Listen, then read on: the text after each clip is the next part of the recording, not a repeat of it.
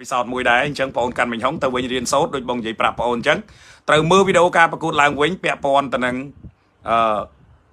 បច្ចេកទេសរបស់យើងចំណុចខ្លាំងចំណុចខ្សោយរបស់យើងចំណុចខ្លាំងចំណុចខ្សោយរបស់គេអញ្ចឹងត្រឡប់មកសុកធីបើខ្ញុំមើលការប្រកួតរបស់សុកធីហើយនឹងកីឡាករថៃណាគឺលទ្ធផលប៉ុណ្ណេះទទួលយកបានហើយបើសិនជាគិតថាឲ្យសុកធីឈ្នះក៏អត់អាក្រក់មើលដែរអានេះអីដែលខ្ញុំមើលឃើញទេប៉ុន្តែឲ្យស្មើហ្នឹងក៏ចាត់ទុកថាជាការទុកកិត្តិយសឲ្យគេឬក៏អាម៉េចលក្ខខណ្ឌគេប្រកួតហ្នឹងអាម៉េចគេបាននិយាយគ្នាមិនខ្ញុំមិនដឹងទេប៉ុន្តែតាមបទពិសោធន៍បើប្រកួតលក្ខណៈមិត្តភាពមិនមែនជាការប្រកួតដដើមខ្សែក្រវ៉ាត់មិនមែនជាការប្រកួតលក្ខណៈមានលក្ខខណ្ឌអីតឹងតែងតឹងរឹងអីដែលខ្ញុំធ្លាប់ធ្វើកន្លងមកលក្ខណៈប្រកួតមិត្តភាពបើសិនជាបន្ទុប្រហាក់ប្រហែលតដំតសងបាទយើងអាចប្រើនៅគេហៅថាជាតិនិយមគេហៅទស្សនៈជាតិនិយមយើងអាចប្រើទស្សនៈជាតិនិយមបន្តិចគឺក៏មិនខុសដែរបើតដំតសងគ្នាប្រហាក់ប្រហែលគ្នាប៉ុន្តែបើដាច់ប៉ាត់ពេកហើយយើងប្រើទស្សនៈជាតិនិយមហ្នឹងគឺអាក្រក់មើលឲ្យថោកទាបវានាំឲ្យបំផ្លាញដល់កិត្តិយសជាតិរបស់យើងវិញទេវាអត់ចំណេញទេអាហ្នឹងវាខាតប៉ុន្តែពាក់ព័ន្ធនឹងលទ្ធផលរបស់សុកធីកាលពីយប់មិញខ្ញុំមើលទៅ5ទឹកបាទគឺលទ្ធផលតដំតសងបើឲ្យសុកធីឈ្នះក៏ជារឿងល្អហើយឲ្យស្មើក៏មិនជាបញ្ហាដែរ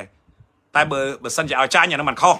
តែបើសិនជាឲ្យត្រឹមស្មើប៉ុណ្ណឹងទទួលយកចោះហើយក៏ជាប័ណ្ណពិសោធន៍មួយហើយខ្ញុំនៅមើលឃើញថាសុកធីនៅតែមិនទាន់កែបាននៅទម្លាប់មួយគឺទម្លាប់វាយហើយដាក់បន្ទុកខ្លួនឯងនេះជាអ្វីដែលខ្ញុំមើលឃើញចំណុចខ្វះខាតរបស់សុកធីហើយបើសិនជាសមត្ថភាពប៉ុណ្ណឹងវាយប្រហែលសុកធីម្សិលមិញហ្នឹងជាមួយនឹងកីឡាករថៃហ្នឹងហើយទៅវាយមួយតៃម៉ូសម្រាប់ខ្ញុំណាខ្ញុំអត់ទាន់គ្រប់គ្រងថាសុកធីអាចវាយជាមួយតៃម៉ូបានទេអានេះជាទស្សនៈរបស់ខ្ញុំមើលផ្ទាល់តាមរូបភាពនៃការប្រកួតការប្រយុទ្ធមិញបើសុកធីកែបានទម្លាប់ព្រោះ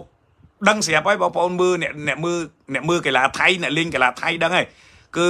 ថៃវាយទឹក1អត់សូវទេចាប់ដើមទឹក2ទឹក3ទឹក4អញ្ចឹងចូលទឹក5បើកីឡាករណាមួយគេដឹងថាខ្លួនគេមានព្រៀបគេឈ្នះហើយព្រោះកីឡាករសុកគេគឺវាអញ្ចឹងកីឡាករហើយនឹងអាជ្ញាកណ្ដាលគណៈកម្មការគឺគេដឹងបន្ទុកហ្មងភាគច្រើនបាទគឺគេដឹងបន្ទុកព្រោះរបៀបដាក់បន្ទុកកីឡាករគេដឹងគេចេះហើយអ្នកដាក់បន្ទុកក៏គេរៀនសូត្រហើយគេមានបទពិសោធន៍អញ្ចឹងទៅធ្វើឲ្យការដាក់បន្ទុកវាអត់ពិបាកទេហើយអាជ្ញាកណ្ដាលនៅលើសង្វៀនរបស់គេមានសិទ្ធិជាងអាជ្ញាកណ្ដាលនៅលើសង្វៀនរបស់យើងដោយគេមានសិទ្ធិគេហៅថាឯកស្អីគេណានិយាយរាល់តដងភ្លេចបាទគេមានសិទ្ធិគេហៅស្វ័យសម្រេចបាទអាហ្នឹងអាជ្ញាកណ្ដាលគេសុកគេមានហើយយើងអត់ហ៊ានធ្វើទេយើងតើអង្គុយបោកបន្ទុកនៅក្រោមហើយបានប្រកាសតាមក្រោយបាទហើយខ្ញុំមើលលទ្ធផលបើឲ្យសុកធីឈ្នះទៅក៏វាមិនអាក្រក់មើលដែរអាហ្នឹងសុកធីជាមួយនឹងថៃហើយបើស្មើហ្នឹងក៏យើងចាត់ទុកថាជាមេរៀនទៅហើយសុកធីគួរតែកែទម្លាប់ហ្នឹងទៅបាទវាយ5ទឹកបាទយើងវាយ5ទឹកបាទ4ទឹក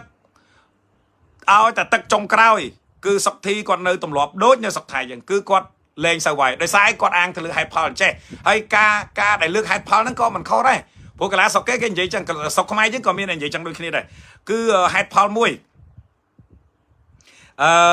ហេតុផលមួយគឺគេចង់និយាយថាបើគេដឹងតែគេឈ្នះបន្ទុកឧទាហរណ៍ទឹក1ទឹក2ទឹក3អញ្ចឹងទឹក4វាអាចប្រហែលគ្នាអញ្ចឹងគេឈ្នះ3ទឹកអញ្ចឹងចូលទឹក5អញ្ចឹងគេអត់បថុយគេអត់បដូរទេខ្លាចផ្្លាត់ស្នៀតកន្លែងណាមួយឬក៏បកាណាមួយអូម៉ាចូលវទៅអាអ្នកដែលវាចាញ់បន្ទុកវាចាំត្រង់វាកាត់អូម៉ាចូលវវាបោះកែងកាត់ឬក៏បោះជង្គង់កាត់ចូលតាណាមួយស្លាប់បាត់ទៅវានាំឲ្យសយបាទនាំឲ្យរងនៅភាពអាម៉ាស់ដល់តែពេលអញ្ចឹងឲ្យតែចូលដល់វាដឹងថាវាវាយទឹក1វាវាយប្រហែលគ្នាទឹក2វាឈ្នះទឹក3វាឈ្នះអញ្ចឹងទឹក4ប្រហែលគ្នាអញ្ចឹងចូលទឹក5អាអ្នកដែលវាដឹងខ្លួនវាថាហ្នឹងហើយឆន្ទានុសិទ្ធអរគុណច្រើនបាទនិយាយរហូតដល់ចុងក្រោយភ្លេចដល់ពេលអញ្ចឹងទៅចូលដល់ទឹក5ហ្នឹងគឺលេងល្អមើលវាវាយតែប្រហែលជា1នាទីកន្លះសល់1នាទីឬក៏1នាទីកន្លះទៀតវាចាប់ផ្ដើមលោតរំលើកដៃអីលេចកើតហើយអាញាកណ្ដាលគេចេះតែបញ្ជាថាវាយបុកអីចឹងណាតែធៀបពិត